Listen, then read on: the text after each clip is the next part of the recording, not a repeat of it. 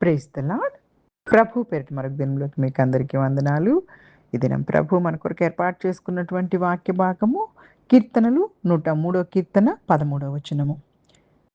తండ్రి తన కుమారుల ఎడల జాలిపడినట్లు యెహోవా తన యందు భయభక్తులు గలవారి ఎడల జాలిపడును. హల్లెలూయా, హల్లెలూయా.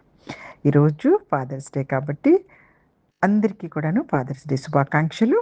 అయితే పరమ తండ్రి ఈరోజు మనకి ఏ విధముగా ఈ విషయమును గురించి మనందరితోనే కూడా పరిశుద్ధ ఆత్మదేవుడు మాట్లాడడానికి ఇష్టపడుతూ ఉన్నారు. ఈ కీర్తన దావీదు గారే రచించారు.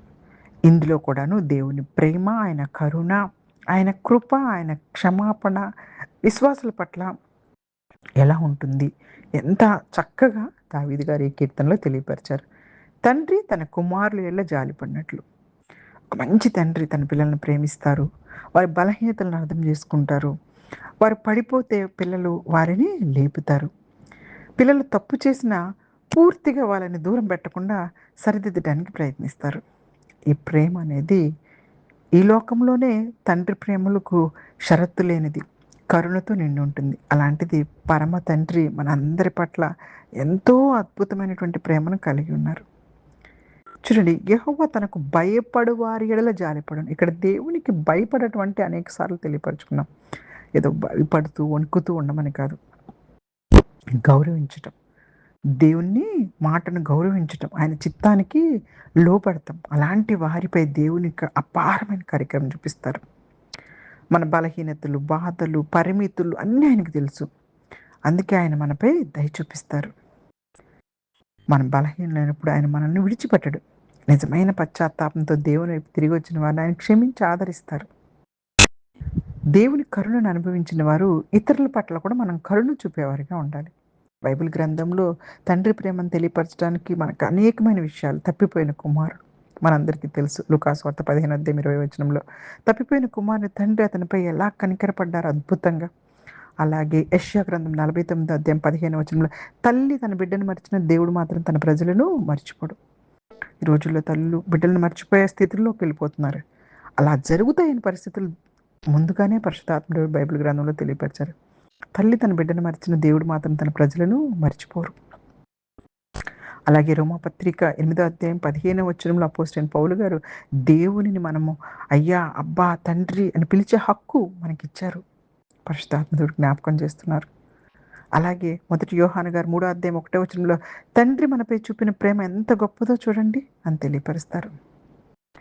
కాబట్టి ఈ దినం బాధలో ఉన్న, బలహీనంగా ఉన్న, తప్పు చేసిన నిజమైన పశ్చాత్తాపంతో దేవుని వద్దకు వస్తే ఆయన మనందరినీ ప్రేమతో స్వీకరిస్తారు. ఒక మంచి తండ్రి తన బిడ్డను హత్తుకొని ఓదార్చినట్టు దేవుడు కూడా తనని గౌరవించి విశ్వసించేవారిని కరుణతో కాపాడతారు. ఈ దినము మనందరము కూడాను ఫాదర్స్ డే సందర్భంగా అందరి తండ్రులకి తండ్రి దేవుని ప్రేమను ప్రతిబింబించేలా ఉండాలి ఈ లోకంలో. అలాగే పిల్లలను దేవుని మార్గంలో పెంచేవారిగా ఉండాలి తండ్రులు. అలాగే పిల్లలను ప్రేమతో పెంచుతూనే, దేవుని మార్గంలో పెంచుతూనే ఏదైనా తప్పు చేస్తే శిక్షించే వారిలో కూడా ఉండాలి. శిక్షణతో మనము వారిని సరిచేయాలి. శిక్షణలో, బోధలో వారిని పెంచమన్నారు. దేవుని ఆజ్ఞలను ప్రతిరోజు పిల్లలకు బోధించాలి. అలాగే కుటుంబానికి తండ్రి బాధ్యత వహిస్తారు. తండ్రి తన కుటుంబానికి ఆధ్యాత్మికంగానే, ఆర్థికంగానే కాదు, ఆధ్యాత్మికంగా కూడాను చక్కగా వాళ్ళందరూ దేవునిలో ఎదుగుతున్నారా లేదా కుటుంబం అనేది బాధ్యత వహించాలి. అలాగే తండ్రిని గౌరవించడం అనేది పిల్లల బాధ్యత.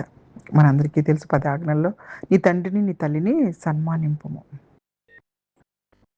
కాబట్టి ఈ దినము అనేక మంది తండ్రులు బైబిల్ గ్రంథంలో ఆదర్శంగా ఉన్నవారు ఉన్నారు. యోబు గారు తన పిల్లల కొరకు ప్రతి దినం పొద్దున్నే లేచి ప్రార్థించారట.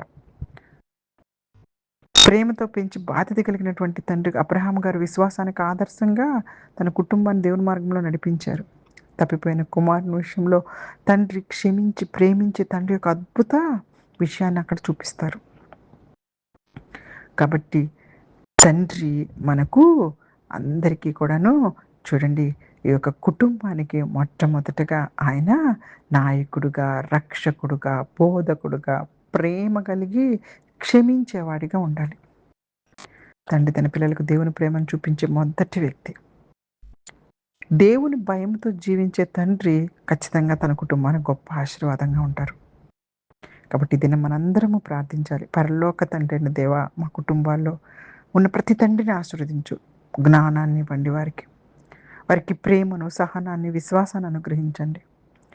వారు తమ పిల్లల్ని నీ మార్గంలో అంటే దేవుని మార్గంలో నడిపించి, ఆ ప్రేమతోటి జీవితాలకు మనందరి జీవితాలు కూడాను దేవుని ప్రేమను చూపించినట్లు సహాయం చేయమని యేసుక్రీస్తు నామంలో మనందరము ప్రార్థించాలి.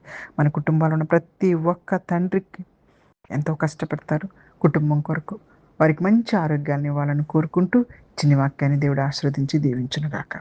ఆమేన్. God bless you all. God bless you all.